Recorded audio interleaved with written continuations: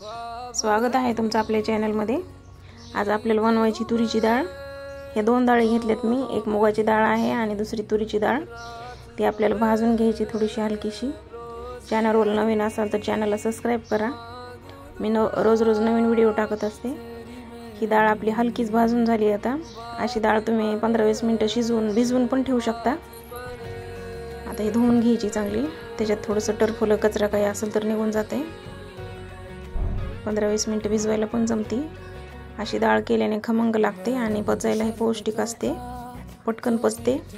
आपण कुकरमध्ये डाळ शिजवली तर ती एकदम फुटली जाते, फाटली जाते आणि ॲसिडिटी पण होते अशा डाळीने कुकरमध्ये शिजवलेल्या। तर असा वेळ लागणार आहे आपल्याला डाळ शिजवून घ्यायला। याच्यात पाणी कमी पडत असेल तर वर ताटात पाणी ठेवू शकता तुम्ही गरम करायला। एकदम गार पाणी नाही टाकायचं आणि असं गरम पाणी करून टाकल्याने आपली डाळ शिजते पटकन।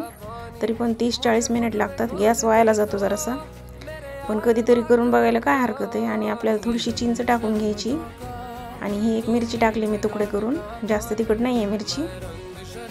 लसणाचे पाकळे टाकलेत मी 10-12, तर शिजल्यावर छान लागतात। थोडासा अर्धा टोमॅटो टाकायचा आहे। आणि डाळी आपल्यासाठी चांगल्या असतात, खाण्यासाठी पौष्टिक असतात, प्रोटीन्स असतात भरपूर, लहान मुलांसाठी चांगली असते डाळ। आणि इकडे कोकणामध्ये तर डाळ भात हा रोजचा ठरलेला पदार्थ असतो जेवणातला। आणि हे बघा डाळ शिजत आली आता बऱ्यापैकी। वेळ लागतो जरा असं डाळ शिजायला, आंबूसपणा येतो चिंच टाकल्याने, छान लागते अशी। आणि आपल्याला आता जशी पाहिजे तशी आपण फोडणी करून घोटून घेता येते। आता जास्त काही शिजली नाही, अशी कुकरसारखी नाही शिजवता आली, पण छान शिजली। तर मस्त लागते खायला, करून बघा एकदा नक्की। आवडली तर चॅनलला लाईक करा, सबस्क्राइब करा, कमेंट करा। आणि आपल्याला आता फोडणीसाठी थोडंसं तेल घालून घ्यायचं कढईमध्ये। थोडंसंच लसूण घातलाय मी, जिरे मोहरी, हळद तर मी अगोदरच टाकलेली डाळ शिजवताना, तेल आणि हळद टाकली। आता कढीपत्त्याचे हे सुकलेले पान आहेत, मी डब्यात भरून ठेवले होते।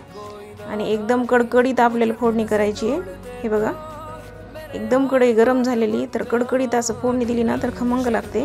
वरून दाल तडका आपल्याला आपल्या पद्धतीने बनवता येते। आपण त्याच्यात थोड्याशा भाज्या पण टाकू शकतो, अजून काय काय बऱ्याच वेगळ्या पद्धतीने टाकता येतात। आणि मीठ टाकायचं आहे त्याचं चवीपुरतं। हे बघा दाल तडका, वरण, डाळ, तुरीची डाळ तयार झाली आता खाण्यासाठी।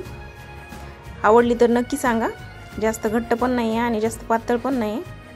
ही भाताबरोबर किंवा चपाती पोळी बरोबर वरून तूप घातलं तर एकदम छान लागते।